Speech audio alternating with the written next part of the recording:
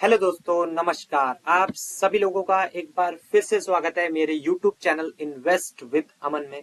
तो काफी दिनों बाद मैं एक लॉन्ग वीडियो बनाने जा रहा हूं एंड आज से मैं कोशिश करूंगा कि डेली बेसिस पे एक इवनिंग रिपोर्ट आप लोगों के सामने डेली पेश करूं। कोशिश पूरी पूरी रहेगी। तो चलिए इस वीडियो को स्टार्ट कर लेते हैं एंड थोड़ा सा फॉर्मेट मैंने चेंज किया है अपना। तो अगर आपको सही लगेगा, अच्छा लगेगा तो आप कमेंट में जरूर बताएं, तो हम इसी को आगे कंटिन्यू करेंगे। तो सबसे पहले आज के मार्केट की बात कर लेते हैं। तो जैसा कि स्क्रीन पे आप देख रहे हैं, निफ्टी 50 ने आज काफी शानदार तेजी देखने को मिली एंड लास्ट में 2-2:30 बजे के बाद एकदम से रफ्तार पकड़ी मार्केट ने। समझेंगे उसको भी। उसके बाद निफ्टी 500 हो, बैंक निफ्टी हो, मिड कैप 150, स्मॉल कैप, एकदम मेजर मेजर जो बड़े बड़े इंडाइसेस हैं यही पे वही मैंने यहाँ पे लिखे हैं। एंड आप ओवरऑल देखेंगे तो बहुत ज्यादा कोई सुपर डुपर तेजी नहीं थी, लेकिन अगर आप एक चीज पे फोकस करें तो बैंक निफ्टी ने काफी अच्छा किया। उसमें भी पीएसयू बैंक्स ने बहुत ही स्ट्रांग तरीके से रैली को सपोर्ट किया एंड बहुत ही तेज गति से वो भागते हुए नजर आए। ठीक है, उसके बाद जैसा कि चार्ट में हम देख ही रहे हैं, लास्ट के मौके पे एकदम से बड़ा स्विंग आया और यहाँ पे एकदम से झटका लगा उसके बाद। लेकिन अगर आप सुबह से देखें, मार्केट गैप अप थोड़ा सा ऊपर गया शुरू में खुलते के साथ ही, उसके बाद लगातार पिटाई हुई और काफी वोलेटिलिटी रही, लेकिन लास्ट में आके काफी बड़ी बाइंग हुई। आज आप 2 बजे के बाद देख सकते हैं और यहाँ पे लगभग लगभग 2:45 बजे के आसपास बहुत बड़ी तेजी। और एकदम से ऐसी बड़ी तेजी का मतलब ये होता है कि कहीं ना कहीं बहुत बड़ी बाइंग हुई है। और जहां तक उम्मीद है इस मंथ में जो पूरा पैटर्न रहा है एफआईएस का, तो मेरे को ये पूरी पूरी उम्मीद है कि आज के दिन एफआईएस ने शायद बहुत बड़ी तो नहीं, लेकिन फिर भी एक पॉजिटिव वे में वो जरूर रहे होंगे। निफ्टी 50 में अगर देखें, एडवांसेस यानी 31 स्टॉक्स जो हैं प्लस में रहे काफी, जिनमें ग्रीनरी रही एंड डिक्लाइंस 20 रहे और 20 गिरने वाले भी थे। आप लेकिन आप सोच रहे होंगे ये तो 51 शेयर हो गए, निफ्टी 50 में तो 50 शेयर होते हैं। तो आपको जानकारी के लिए बता दूं, अभी हिंदुस्तान यूनिलीवर में से क्वालिटी वॉल्स का जो उनका आइसक्रीम का बिजनेस था वो डीमर्ज हुआ है, लेकिन निफ्टी 50 में अभी भी वो निफ्टी 50 का पार्ट है। इसलिए यहाँ पे आपको 51 स्टॉक्स टोटल नजर आएंगे निफ्टी 50 में, लेकिन वो कुछ दिनों में सेटल हो जाएगा एंड क्वालिटी वॉल्स को बाहर का रास्ता दिखा दिया जाएगा, तो वो फिर से 50 ही दिखेंगे। उसको आप इग्नोर कर सकते हैं वैसे, लेकिन फिर भी मैंने नॉलेज के लिए यहाँ पे आपको बता दिया। तो आप देख सकते हैं यहाँ पे भी तेजी देखने को मिली। उसके बाद बैंक निफ्टी देखे, बैंक निफ्टी भी पूरा दिन फ्लैट ही था, लेकिन हाँ, जैसा कि निफ्टी 50 रेड में आया, रेड में था दिन भर, वैसा नहीं था, लेकिन ग्रीन में था। लेकिन इसने भी 2 बजे के अराउंड एकदम से बड़ी तेजी पकड़ी, यानी कि बैंकिंग शेयर्स में पैसा डाला गया। एंड जब भी बैंक निफ्टी में पैसा बैंक निफ्टी इस तरह से भागता है तो ज्यादातर चांसेस यही होते हैं कि एफआईज ने जरूर यहाँ पे बड़ी खरीदारी जरूर करी होगी। बैंक्स में तो 100% उन्होंने खरीदारी करी होगी। उसके बाद आप देखे जा रहे हैं एकदम से इसमें भी तेजी देखने को मिली। उसके बाद आज के दिन अगेन वही चीज, आईटी सेक्टर। एक सेकंड में बैंकिंग का आपको दिखाना भूल गया एक चीज।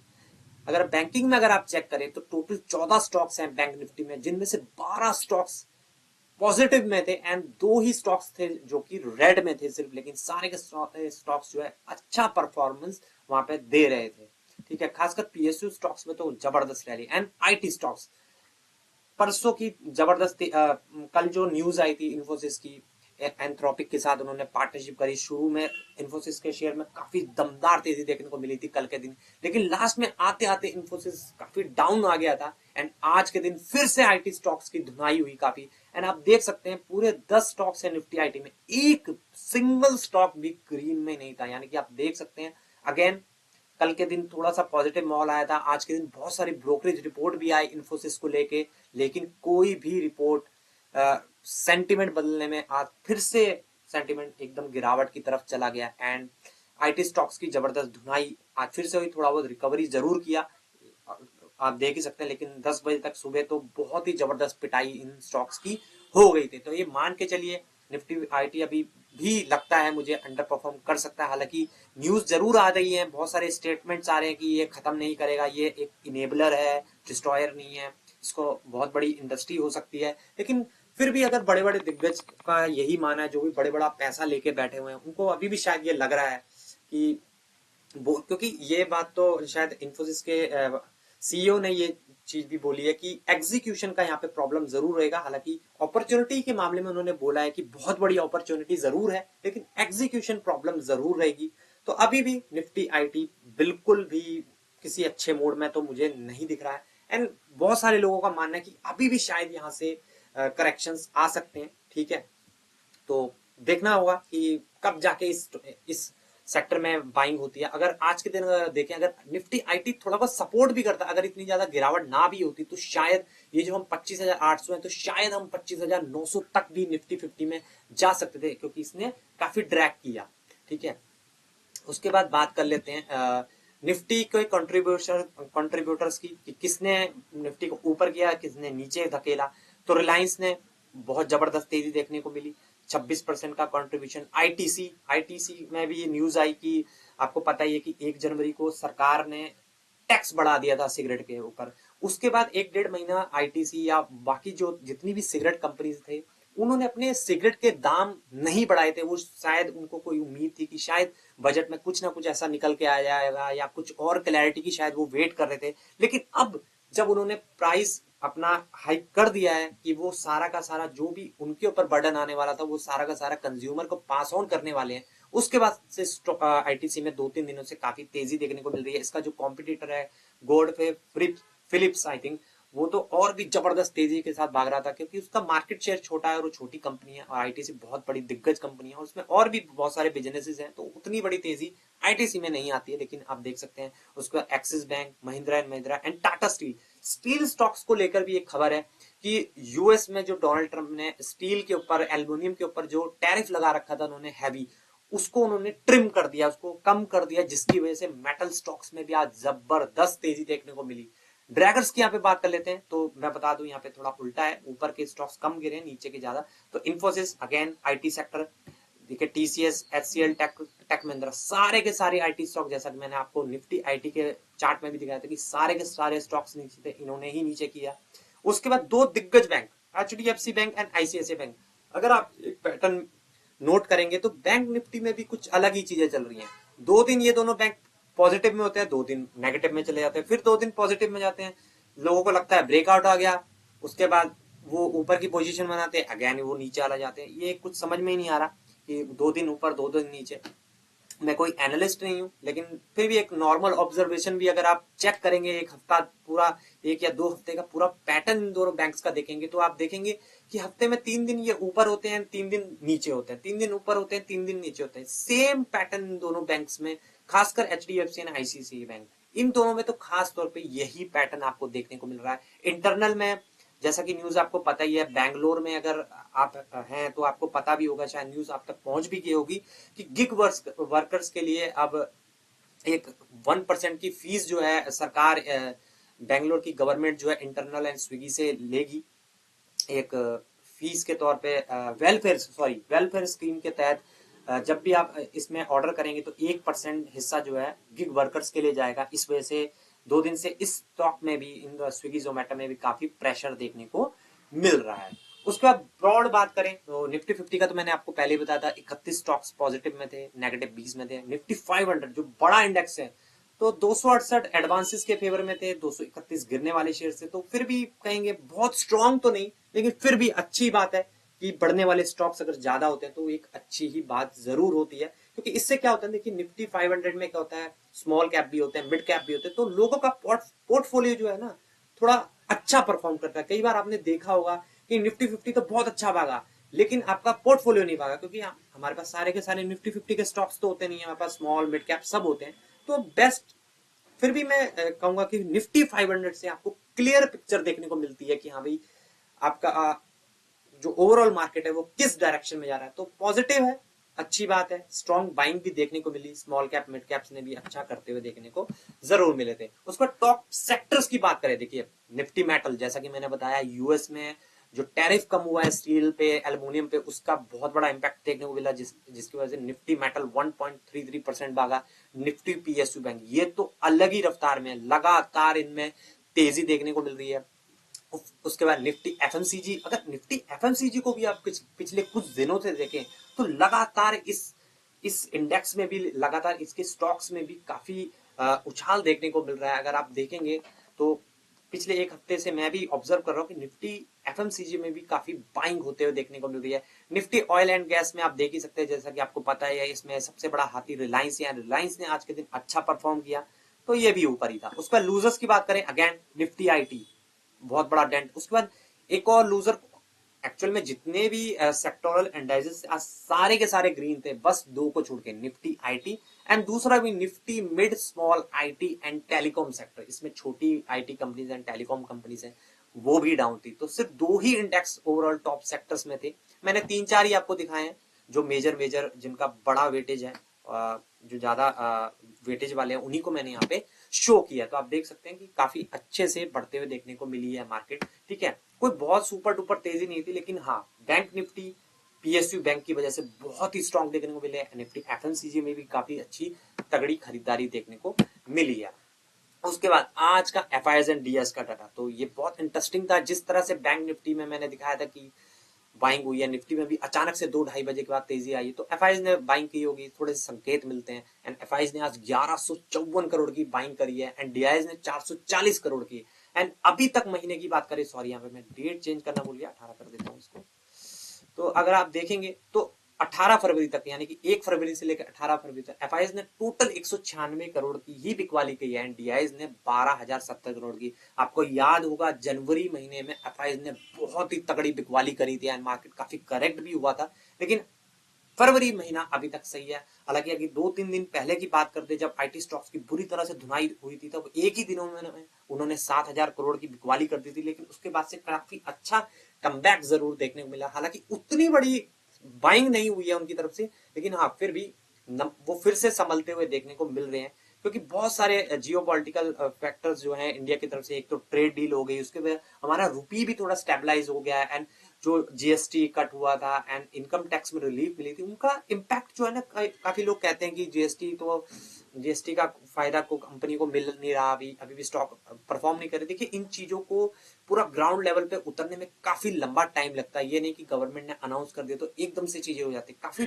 टाइम लगता है। और आई थिंक ये एक आने वाला जो साल है, इसमें वो पूरे के पूरे इम्पैक्ट फुल्ली आपको देखने को मिलेंगे। अगर इस साल भी इनसे जो चीजें पिछले 1-1.5 साल में गवर्नमेंट ने करी है, अगर इस साल भी वो चीजें मार्केट में नजर नहीं आती हैं, इंप्रूवमेंट नहीं होती है, तो फिर कहीं ना कहीं बहुत बड़ी दिक्कत मेरे हिसाब से हो सकती है आने वाले टाइम पे। क्योंकि सरकार के पास जो भी चीजें थी वो अभी तक कर चुके हैं, जो भी वो कर सकते थे वो ऑलरेडी कर चुके हैं। उसके बाद गोल्ड की बात करें, डॉलर टर्म में 4,912, ये अप डाउन हो सकता है, क्योंकि आपको पता है गोल्ड यूएस डॉलर में ट्रेडिंग होती रहती है, तो आगे पीछे हो सकता है डेटा। सिल्वर की भी बात करें, $75, तो गोल्ड एंड सिल्वर कहीं ना कहीं स्टेबलाइज होने की कोशिश कर रहे हैं 4800 से 5600 के बीच, या अगर आप थोड़ा और बड़ा लें तो $4500 से लेके $5500 के बीच में गोल्ड जो है कंसोलिडेट कर रहा है। सिल्वर का भी वही है, बहुत बड़ी रैली हो गई थी, एकदम से 100 के पार भी चला गया था, उसके बाद एकदम से डाउन आया, तो अगेन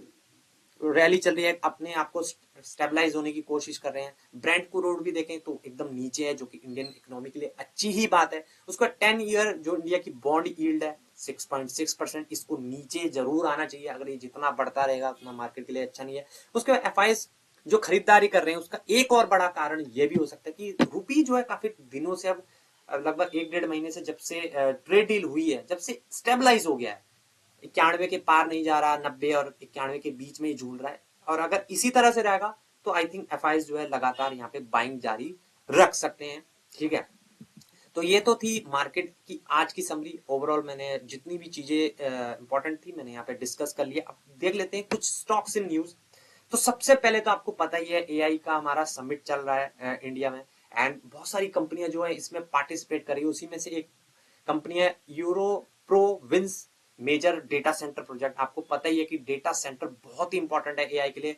इस कंपनी ने भी एक leading global data centre developer से मेजर प्रोजेक्ट विन किया है। लोकेशन है मुंबई, ब्राउनफील्ड फैसिलिटी रहेगी, टाइमलाइन रहेगी नेक्स्ट 3 क्वार्टर। स्कोप क्या है, वर्क किसमें करेंगे, इंजीनियरिंग, कंस्ट्रक्शन, टेस्टिंग, कमीशनिंग सब यही करेंगे। मुंबई में है। एक बात बता दूं आपको, 53%, 53% of India data centre capacity वो मुंबई में है। AI, hyper scalar, expansion and government push से इस सेक्टर में ग्रोथ देखने को मिल रही है। Investor takeaway, strong order inflow है, डेटा सेंटर बूम है and long term growth potential है। आपको पता ही है कि बजट में 2047 तक जो फॉरेनर कंपनीज हैं उनको टैक्स फ्री किया गया है, और जिसका कारण बहुत सारी फॉरेनर कंपनीज जो है इंडियन कंपनीज के साथ टाई अप भी कर रही है। उन्हीं में से एक और टाइप है। और ज्यादातर मैं आपको यही डेटा सेंटर से रिलेटेड कंपनीज के बारे में बताने वाला हूँ। उसके बाद ब्लू क्लाउड सॉफ्टेक, ये एक और कंपनी है, ये ध्यान रखना, ये बहुत ही एक छोटी कंपनी है, तो बहुत अच्छे से रिसर्च करना, बहुत ही छोटी कंपनी। मैंने इसका जब प्रमोटर होल्डिंग वगैरह देखी तो ओनली आई थिंक 30 से 35% ही प्रमोटर्स के पास है, तो बहुत ही रिस्की टाइप की कंपनी। लेकिन एक कॉन्सेप्ट आपको समझाने की कोशिश कर रहा हूँ कि कहाँ पे आपको ग्रोथ देखने को मिल सकती है। तो आप पढ़ सकते हैं Blue Cloud Softech Solution Limited को department of telecommunication government of India से national ISP licence, unified licence VNO ISP category A के लिए लेटर ऑफ इंटेंट मिल गया है। Major points in nation wide internet service provide करने का authorisation, enterprise grade secure connectivity across India, AI driven data centre plus sovereign cloud integration, end to end digital infrastructure platform build करने के लिए strategy, 5G fixed wireless access development plan, private mobile network and captive network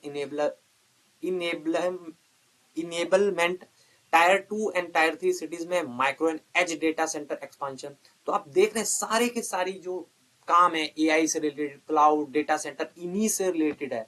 in investors के लिए view, ISP licence से company का business model connectivity plus cloud plus AI infra में transfer हो रहा है। अगर एग्जीक्यूशन स्ट्रांग रहा तो ग्रोथ विजिबिलिटी इंप्रूव हो सकती है। ठीक है, तो अभी देख सकते हैं nation wide digital infra play है, एआई नेटिव डेटा सेंटर, तो वही की वही सारी की सारी न्यूज है। उसके बाद नेटवेब टेक्नोलॉजीज की बात करें, ये कंपनी भी आप देखें, इसने भी नेटवेब टेक्नोलॉजी लिमिटेड ने make in India AI super computing system launch किया है, powered by Nvidia Grace Blackwell platform के थ्रू इन्होंने लॉन्च किया है। बाकी स्पेसिफिकेशन भी मैंने लिखी हुई है। Tyrone Camarero Spark world smallest AI super computer बनाया है।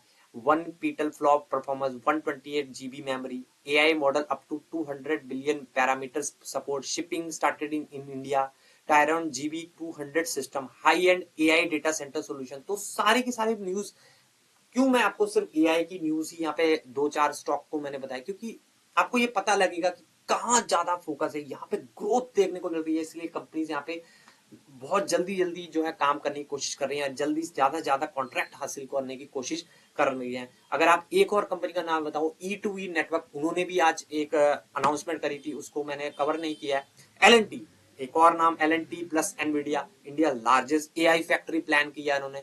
लार्सन एंड टूब्रो लिमिटेड ने एनवीडिया के साथ पार्टनरशिप अनाउंस की है कि वे इंडिया का gigawatt scale AI factory build करने के लिए इंडिया एआई मिशन के अंडर। की highlights in sovereign scalable AI infrastructure build होगा इंडिया में। Gigawatt scale AI data centre campus plan, Chennai DC GPU cluster up to 30 megawatt, Mumbai में 40 megawatt new data centre under execution, target clients hyper scalars, cloud providers, enterprises, तो इन सबको target करने वाले हैं। Strategic impact, AI ready high density infrastructure strategy है उनकी। Manufacturing, energy, BFSI, health care sector को support करेंगे वो। इंडिया को ग्लोबल एआई हब बनाने का विजन है। ठीक है, investor view, L&T infra plus Nvidia AI tech दोनों जमा हो गए। Long term AI infrastructure opportunity, India के सोवरियन कंप्यूट पुश का मेजर बेनिफिशियरी। देखिए, एनवीडिया को किसी को बताने की जरूरत नहीं है कि वो क्या कर सकती है। एंड L&T एक और हमारी भारत की दिग्गज कंपनी। तो आप देख सकते हैं कि पूरा का पूरा एआई समिट में जितने भी एआई से रिलेटेड बहुत अच्छे अच्छे अनाउंसमेंट हुए हैं वो मैंने यहाँ पे कवर किए हैं। और भी बहुत सारे स्टॉक्स होंगे, मैंने कुछ मेजर मेजर जो ठीक ठाक कंपनी मुझे लगती हैं, अगेन कोई रिकमेंडेशन मैं यहाँ पे नहीं दे रहा हूँ, ठीक ठाक मुझे कंपनियां लगती हैं। और दूसरा मैं आपको सेक्टर बताना चाहता हूँ कि ये सेक्टर बहुत ज्यादा फोकस में है एंड ग्रोथ भी यहीं पे है, और रिटर्न्स आपके वहीं ज्यादा बनते हैं जहां पे आपको ग्रोथ भी देखने को मिलती है। लेकिन ध्यान दें, कोई भी इन्वेस्टमेंट करने से पहले अपने फाइनेंशियल एडवाइजर से जरूर कंसल्ट कर लें, एंड वो भी अगर एक सेबी रजिस्टर्ड फाइनेंशियल एडवाइजर हो तो वो तो और भी अच्छी बात है। तो चलिए नेक्स्ट स्लाइड पे आ जाते हैं। तो भारत फॉर्ज, एक और बताना मैं भूल गया यहाँ पे, भारत फॉर लिमिटेड ने भी VVDN टेक्नोलॉजीज के साथ MOU साइन किया है स्ट्रेटेजिक कोलैबोरेशन एक्सप्लोर करने के लिए। कहाँ पे, ऑटोमोटिव, डिफेंस, अगेन देखिए एआई, एंड अगेन देखिए डेटा सेंटर डोमेन में पार्टनरशिप। नेक्स्ट जनरेशन प्रोडक्ट बनाएंगे, एआई सर्वर प्लेटफॉर्म डेवलप करने का प्लान है। Bharat forge advance manufacturing precious engineering strength है इनकी। और VVDN की स्ट्रेंथ क्या है, electronics design, software and system integration expertise. तो स्ट्रेटेजिक इम्पैक्ट क्या होगा, AI, generative intelligence, autonomous, tech focus, again वही सारी चीजें। Investor view, engineering plus electronics collaboration से company high tech and AI driven segment में एक्सपांशन कर सकती है। तो अगेन एक और भारत फोर्ज, क्योंकि ये भी एक बहुत बड़ी कंपनी थी इसलिए मैंने इसको भी यहाँ पे कवर किया है। तो आप देख ही सकते हैं, जो मैं बार बार बोल रहा हूँ, एआई डेटा सेंटर, इस थीम पे आपको बहुत ज्यादा ध्यान रखना है। हाँ, एक और थोड़ा सा वार्निंग का पॉइंट जरूर बता दूं कि ये सारे ही स्टॉक्स आपको कहीं ना कहीं महंगी महंगी वैल्यूएशन पे भी जरूर देखने को मिल सकते हैं। तो बहुत ध्यान से आपको इन स्टॉक्स को स्टडी करना है। ऐसा भी नहीं है कि अंधाधुंध इनमें बाइंग कर देनी है कि पैसा बनेगा ही बनेगा, क्योंकि एक काफी महान बड़े बड़े इन्वेस्टर्स की ये भी बातें आपको ध्यान में रखनी चाहिए। अगर आप बहुत अच्छी कंपनी को अगर बहुत ज्यादा महंगे वैल्यूएशन पे भी अगर आप खरीदेंगे तब भी आपके रिटर्न्स नहीं बनेंगे। तो ये भी चीज आपको हमेशा ध्यान में रखनी चाहिए। और कुछ मेजर अपडेट्स की बात कर लेते हैं। पावर मैश प्रोजेक्ट लिमिटेड की सब्सिडरी को अडानी पावर से 1000 प्लस करोड़ का लार्ज स्केल डोमेस्टिक ऑर्डर मिला है। कंपनी को मिर्जापुर फेज 1 2x800 मेगावाट और महान phase 3 2x800 megawatt ultra super critical thermal power project के लिए स्टीम जनरेटर और स्टीम टरबाइन जनरेटर का इरेक्शन, टेस्टिंग, कमीशनिंग और परफॉर्मेंस गारंटी सपोर्ट का काम मिला है।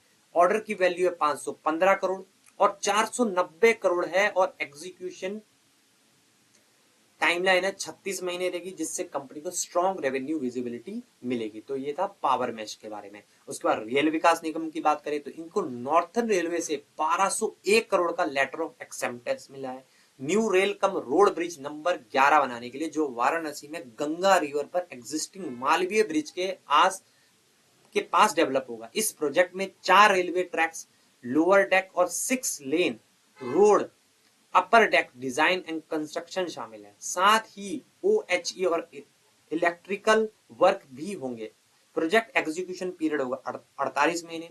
जेवी में आरबीएनएल का 60% हिस्सा है और जीपीटी इंफ्रा प्रोजेक्ट का 40% शेयर होगा। ठीक है, तो दो कंपनी के साथ पार्टनरशिप में इन्होंने ये किया। उसके बाद air flow rail technology limited को इंटीग्रल कोच फैक्ट्री चेन्नई से 11, एक बहुत ही स्मॉल कैप छोटी कंपनी है, ये बात का आपको ध्यान रखना है, 11 करोड़ का मात्र ऑर्डर मिला है। ये order LHB AC Amrit Bharat version 3.0 coaches के लिए 159 सेट रोलर ब्लाइंड्स सप्लायर और इंस्टॉलेशन का है। प्रोजेक्ट 45 दिन के अंदर एग्जीक्यूट होगा।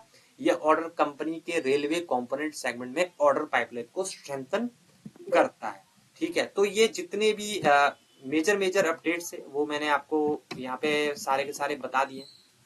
तो आज का मार्केट ठीक ठाक देखने को मिला एंड कल देखने वाली बात होगी इंटरेस्टिंग की, और क्या होता है कि क्या आईटी स्टॉक्स यहाँ से कम बैक करेंगे या नहीं। कहीं ना कहीं मुझे लगता है कि आईटी स्टॉक्स में थोड़ा सा सेंटीमेंट बाजार का ज्यादा खराब करके रखा, अगर वहां से थोड़ा भी सेंटीमेंट अगर सुधर जाए, मैं कह रहा हूँ अगर गिरना भी बंद कर दे तो आई थिंक यहाँ से मार्केट और अच्छे से जंप कर सकता है।